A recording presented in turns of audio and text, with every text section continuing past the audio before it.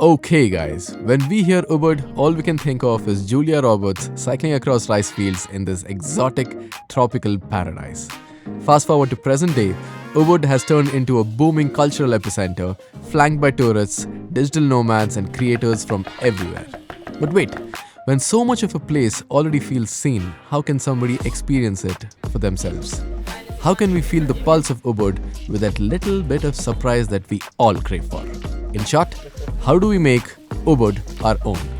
So we, being who we are, kicked off this journey in our most favorite way, food at a local warung. Okay, we made our way to central Ubud, which is like the touristy hub.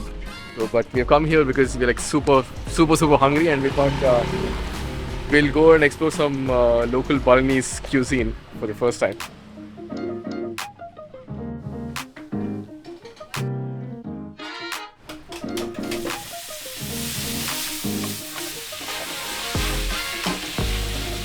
I've ordered gado gado. So what you see here is peanut sauce, brinjal, some tofu on like a salad, and then there's also like rice. I think you're supposed to mix it all up and eat. We have no clue at this point, like we are Indonesian food noobs. Nice. Looks brilliant. Wow. Yeah, so this is like my second round of mee goreng, which is fried noodles, and the fact that I've got second round should explain how good it was.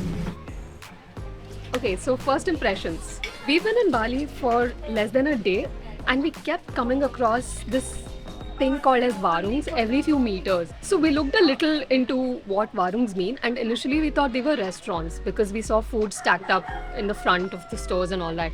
But then turns out for Indonesians, warungs are more like their local convenience stores. They're usually like these family run businesses, and often it's the front of the house that gets converted into a warung. And one of the other things we noticed was that there are very few grocery stores in Indonesia, and that's because a lot of their retail happens through warungs.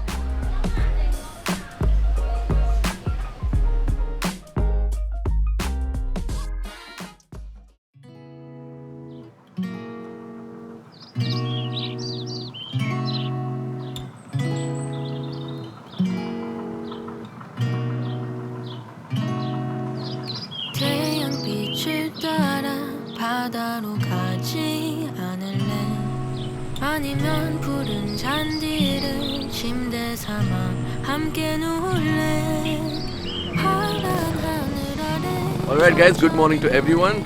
It's a very beautiful misty green morning here in Bali, and we are out to do what we love doing, hiking. And we have chosen a very shy and a secluded trail today, a hike to the top of Mt Catur, not Mount Butter, because butter is too mainstream for us. We chose this little trail because we wanted to stay true to the theme of this episode, which was exploring the untapped and the uncharted side of Bali. And this hike, we believe, perfectly represents that, right? All that we know about this hike is that it's about 3 hours long.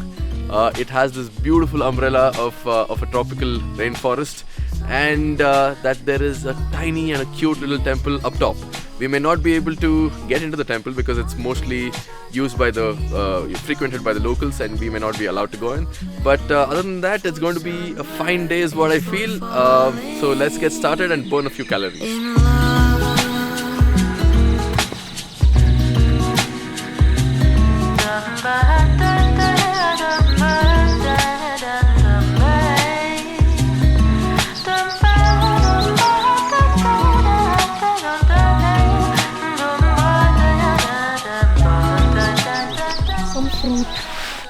So, can you eat it?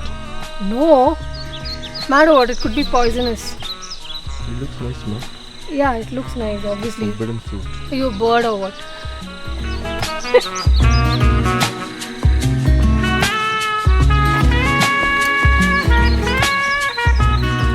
We are about 1 hour into our trail, and we figured that we had taken the wrong path. So we have to go back by about 20 minutes and then do it all over again. So this is one of the big, cons of trying to tame the uncharted, sort of. That way. Gunung Catur sama Puncak Mangung, ya. Yes. Thank you, Suksuma. Oke.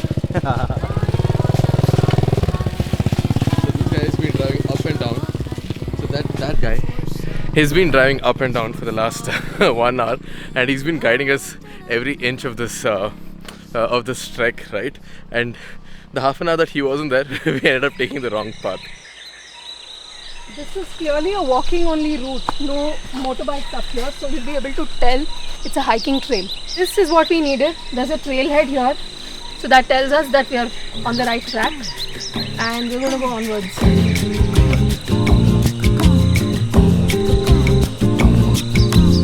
Getting pretty intense, huh? I like it.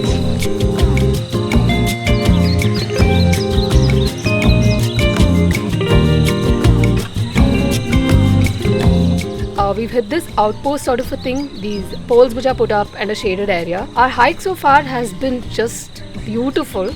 It's like this wet, moist rainforest full of ferns and these dangling vines, light coming in and hitting these leaves and just making the greens pop. We are also noticing that it's getting a bit misty. We're feeling a bit of a drizzle. I hope we can make it up to the top because I really want to see that temple. But I think this hike is reward enough in itself. I am always new girl, new girl, got help the new girl, new girl.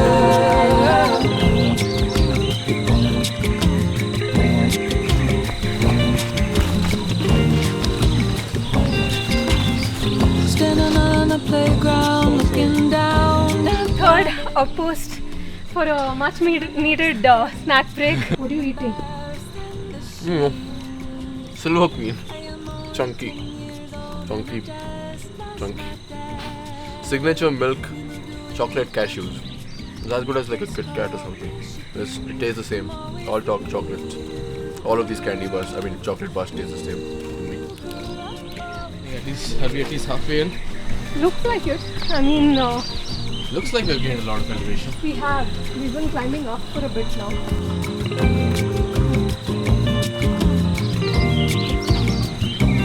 Some wild mushrooms out here.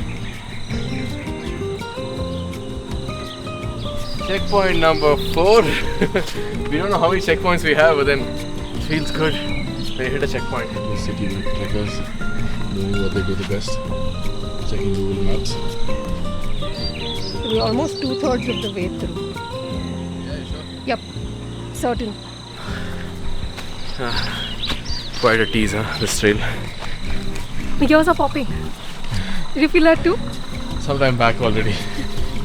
We should have gained good enough altitude there. Yeah, and it's misty also. Yep. The last 30 minutes of our trek have been the most testing part of this trek.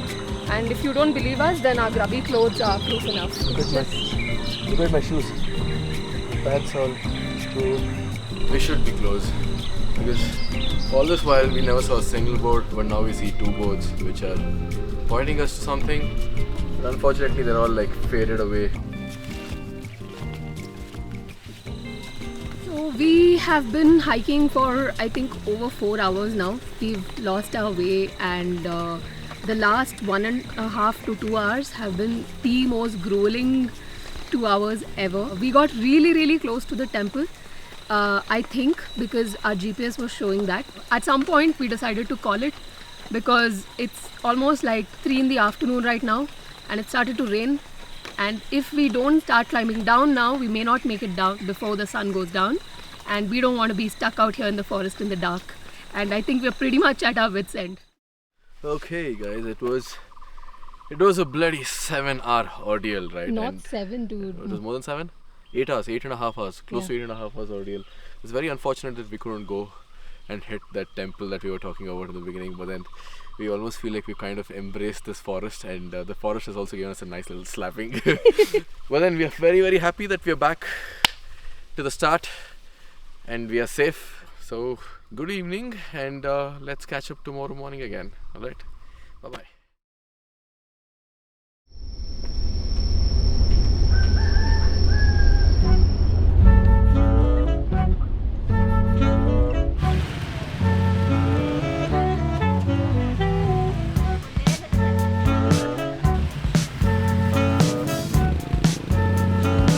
Okay, what's up everyone? Very good morning to all of you. We are right now in what's arguably the most glamorous street of Ubud, right? But that's only when it's noon up.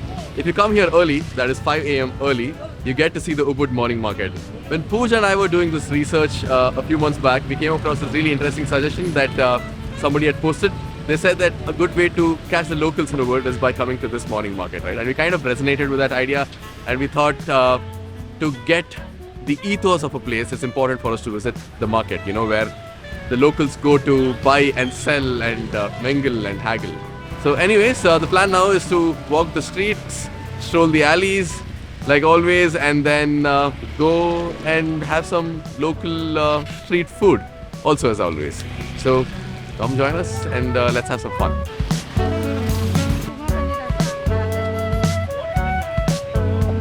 Is this rice cake? Yes, rice cake, coconut and palm sugar. This is how much? 5,000? It's like this Balinese version of Padu that we are buying. She said it's vegetarian. I hope our communication was right and it is actually vegetarian. So it's same like the Indian version, man. It's just that it has sweet coconut chutney instead of our spicy ones.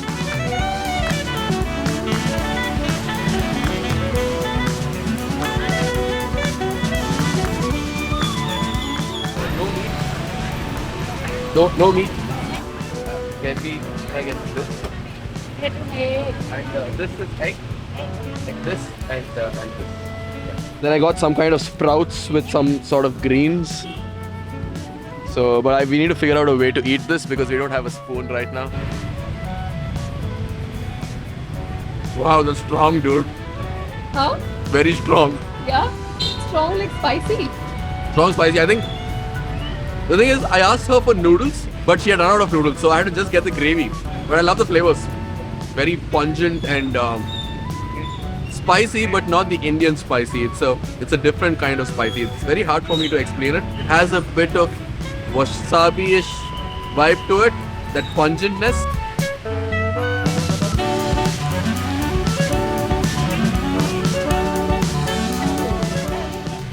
One kilo? Not 1 kilo, just one.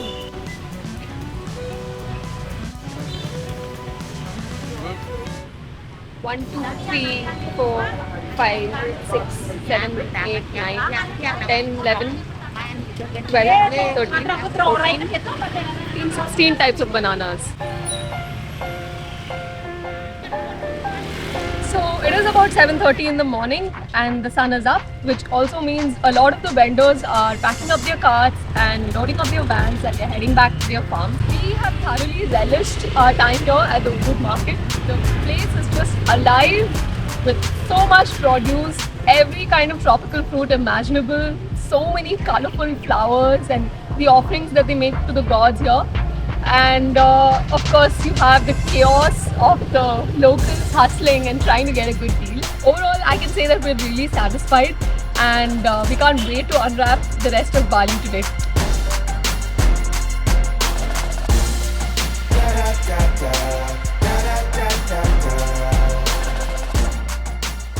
Okay, after all that walking in the market and seeing all those ingredients, we thought, the natural course of action would be to come and use all that ingredients and make something useful out of it, right?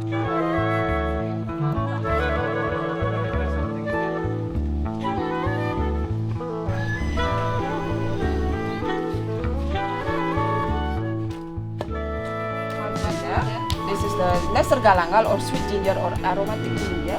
Yeah, this is the turmeric or cumin. So for us, for Balinese women, we don't have much time to go to the gym, so we bring our gymnasium to the kitchen. Yeah.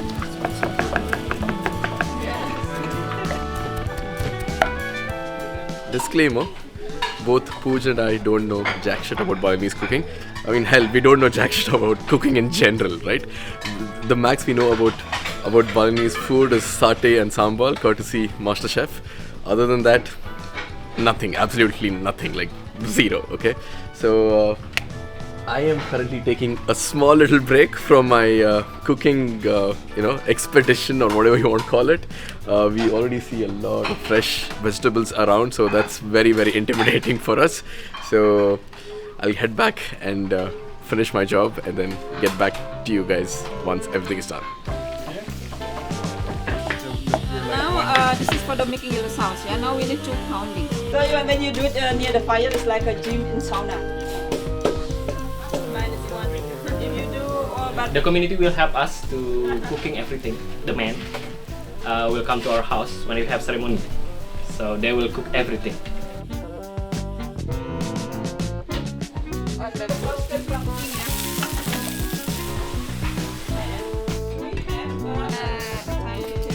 Then we have lime. Good.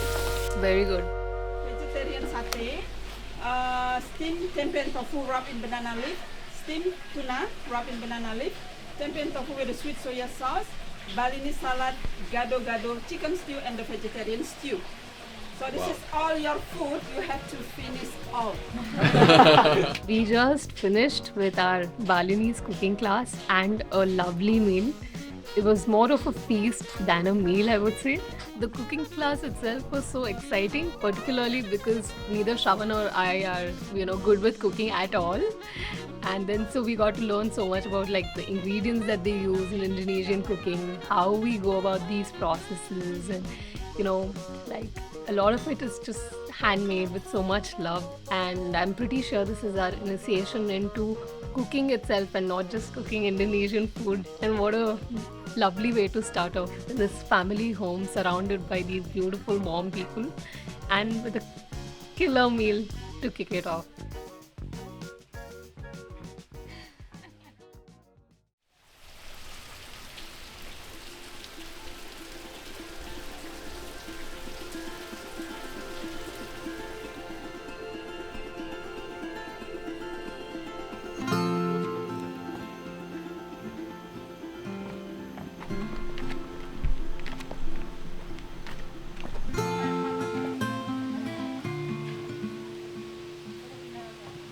Okay guys, so if you come to Ubud and not visited a temple, it's almost sacrilegious. But the issue is that all of the temples in Ubud, at least most of them, are so well publicized and so explored that the minute you come to those temples, you kind of miss this sense of wonder and wow, because you feel like you've already seen thousands and millions of videos and photographs of these places online already. We being the introverts that we are, we wanted to kind of avoid all the crowd, and we did a bit of digging around and we found this one temple which we thought was not at all touristy and maybe very, very, very underexplored. We are at that place right now. It's called as Goa Garba.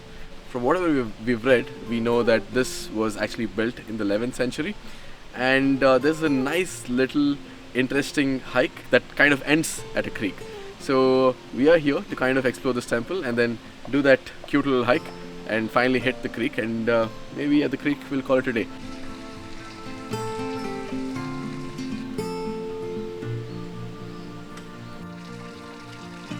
Down here we found like a kind of temple, not temple really, but like a shrine with a few statues and also like a couple of umbrellas, which are usually a sign of a prayer or an offering of some sort. And next to it is what is interesting. So there's a piece of rock and on it is like a symbol, and the symbol is very likely from the 11th century. We don't know what it means, we just know that it's really old, and the fact that it's in the middle of nowhere just makes it really, really exciting. This place used to be a spot of meditation for an 11th century king, and later on that also became a school for the king's children, because I think it's a very covered up spot where nobody would find them. We've been lucky as well. There's absolutely no one else in here, and it kind of makes me feel like we are either in an Indiana Jones movie or on the sets of The Legends of the Hidden Temple.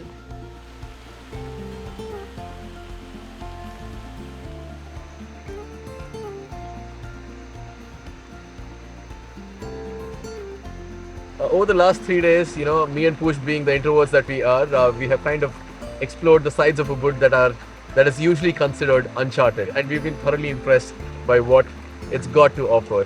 It only shows us that there is so much of this place that is still not out there. For the ones who have stayed all the way till here, thank you so much for watching our video.